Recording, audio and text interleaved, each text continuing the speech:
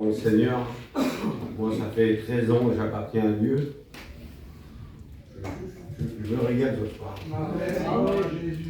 C'est bon de sentir la présence de Dieu. Vous savez, oui, je vous disais, il y a 13 ans que j'appartiens à Dieu. Moi je suis né au monde dans une famille qui était très misérable. Moi j'ai perdu mon père, j'avais 10 ans. Mon père il buvait, il fumait. Et moi, quand j'ai vu ça, quand j'ai grandi, je me disais que jamais je fumerais et jamais je buvrais. Et je n'ai jamais fait de ma vie ça. Je me suis jamais drogué, j'ai jamais rien fait.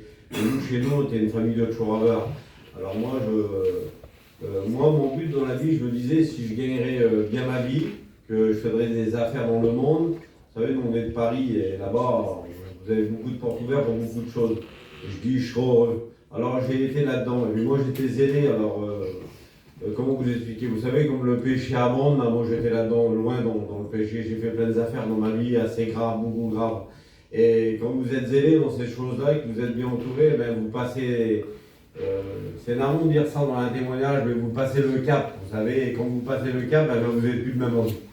Vous êtes quelqu'un de bizarre, quelqu'un de méchant, quelqu'un de violent, et c'est comme si que l'ennemi se servirait de vous pour beaucoup de choses. Ça fait des liens forts. Et moi, j'étais marié, j'avais 3 filles en bonne santé, et après, bon, les affaires, ils marchaient bien, donc je manquais de rien, et je voudrais vous dire que de misérable que j'étais, que j'ai bien gagné ma vie, que j'avais une famille en bonne santé, je voudrais vous dire que j'ai trouvé la paix. En achetant des terrains, en achetant des biens, je voudrais vous dire que j'étais heureux. Ben non. Je voudrais vous dire que je suis rentré dans la mort, dans la misère, dans l'angoisse, dans les ténèbres. Où j'ai trouvé le bonheur, la joie, la paix. C'est sur la petite chaise à l'heure là. C'est là où j'ai trouvé la paix de Dieu. Et moi j'ai été loin comme ça dans ce monde et puis j'ai duré longtemps comme ça. Et à l'âge de 40 ans, je me disais Seigneur, je supportais plus personne. J'arrivais plus à aller nulle part, j'arrivais pas à manger au restaurant avec un copain, j'étais à bout. Et je comprenais pas pourquoi. Vous savez, c'est quand même compliqué parce que si on n'arrive pas à manger et après on a de l'abondance, on devrait être heureux. Et si on est honoré par les gens. Mais quand on est malheureux comme ça dans son cœur, moi je sentais toujours qu'il y avait un truc qui manquait dans moi, je ne savais pas pourquoi. Où j'allais, je me sentais mal. Alors des fois, j'allais dans les bels endroits et je restais 5 minutes dans les plus bels endroits du monde et je m'en allais. Parce que je me sentais toujours mal. Et quand j'allais quand je voyais les chrétiens, Seigneur, quand je voyais les chrétiens, je disais, Seigneur, qu'est-ce qu'ils doivent vivre eux? Qu'est-ce qu'il doit y avoir dans eux pour qu'ils soient tranquilles comme ça? Alors mon cousin, les gars, il me disait, il y a des années en arrière, il disait, mon cousin, fini en beauté. Vous savez, je pouvais pas, moi, les liens étaient trop forts. J'étais trop attiré par le monde, même si j'étais malheureux dans le monde, même si le monde m'a détruit une partie, eh ben, j'arrivais pas à m'en défaire. Et pour moi, je me disais, Seigneur, j'ai été trop loin, moi. Pourtant, on a grandi dans les choses de Dieu. Pour moi, j'ai été trop loin, j'ai dit, jamais je me convertirai. Et ça a duré des années. Ça. Et un jour, en montant chez moi dans le camping, je me suis dit, Seigneur, je serais mort, je serais débarrassé. Parce que j'avais une femme gentille, j'avais 3 filles en bonne santé, je n'étais pas un drogué. Le soir de Noël, moi, je me couchais à 10h. À 11h, je ne buvais pas. Et j'y serais. Alors, dans mon cœur, moi, j'avais résolu ça, de ramasser beaucoup d'argent pour ma femme et mes petits, et puis quitter cette terre-là. Mais moi, j'avais un neveu, il était de Bordeaux. Moi, je l'avais poussé à Chorave et à faire du mal à celui qui cherchait quelque chose. Et mon frère, lui, il l'a poussé à se droguer. Et on montait chez moi en parlant comme ça avec Dieu. Quelques temps après, j'étais dans un restaurant et les pistés m'ont pris. Et j'étais dans la prison. J'ai été quelques fois là-dedans. Ça n'a rien ça d'aller là-dedans. C'est pas ça la misère, c'est pas ça la mort. C'est pas ça l'angoisse. L'angoisse c'est autre chose. Parce que là-dedans, on rentre et puis on ressort.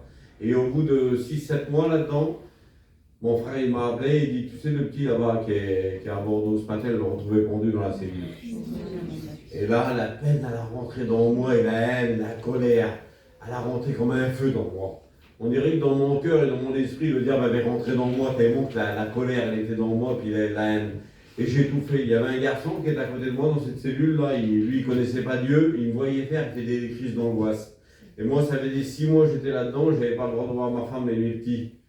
Alors, il y a des pasteurs qui ont venu me voir, ils me disaient des petits mots d'encouragement, les avocats, ils disent, casse-toi, t'es quelqu'un de fort. Relève-toi. Mais vous savez, hein, quand vous êtes dans la misère, quand vous êtes dans l'angoisse, il n'y a plus dans l'air. Il n'y a pas un noble, il n'y a pas un membre de la famille, il n'y a pas une somme d'argent qui peut vous relever de tout ça. Et j'ai resté quelques jours comme ça, là, ça a duré 3-4 jours, je tourne en rond. Pour le respect que je vous dois, vous savez, moi j'étais un homme orgueilleux terrible, j'ai fait des choses abominables dans le monde. Vous comprenez ce que ça veut dire, les choses abominables, hein. Et ben, j'avais peur de rien. Et puis j'étais toujours en train de me relever, mais là, je n'arrivais plus à me laver, je n'arrivais plus à me marcher. Et puis un jour, tellement j'étais en train d'étouffer, j'ai fait tout simple comme ça, je me suis tourné contre le mur de la cellule et j'ai dit, ça, c'est ta faute à toi. Je dis, ça, je dis, mon Dieu, c'est la vie, c'est toi, c'est à cause de toi. J'ai toute ma vie, j'ai souffert dans ma vie, j'ai c'est de ta faute. J'ai toi, tu m'aimes pas toi. Parce que toi, quand je te prie, c'est comme si je priais un mur. Et je parlais comme ça au Seigneur, il y avait un garçon qui était venu, je parlais comme ça, je parlais menaçant. Je parlais, ça a duré peut-être 1 minute tout ça. Il était 11h du matin. Et à 1h de l'après-midi, j'ai reçu une lettre. Et dans une lettre, il y avait un prophétus, et ce prophétus disait ça. Du haut de mon ciel de gloire, ce matin, je t'écoute ta prière. Et sache que les paroles que tu m'as adressées ont touché mon cœur. La présence de Dieu, elle a tombé sur moi. Toute la peine, toute la haine, elle est partie directement. Seigneur, nettoyez directement. Comme si notre Dieu, il n'avait jamais existé. Et par la grâce de Dieu, 1 an après, j'ai sorti de cette prison. Mais ça fait 13 ans que j'appartiens à Jésus. Alléluia. Je suis un homme heureux. Je suis un homme en paix. J'ai plus besoin des biens du monde. J'ai plus besoin des amis que j'avais. J'ai besoin des petites réunions. J'ai besoin de la base de Dieu. Seigneur, c'est une vie, Seigneur. C'est un vrai ami. Moi, j'avais plein de copains dans le monde puissant. Il y en a qui se sont fait tuer, il y en a qui sont en prison, il y en a qui ne pouvaient plus rien faire pour moi. Mais lui, à chaque fois, j'ai un problème. Et Dieu sait que j'ai passé par des persécutions. Et bien, il répond toujours très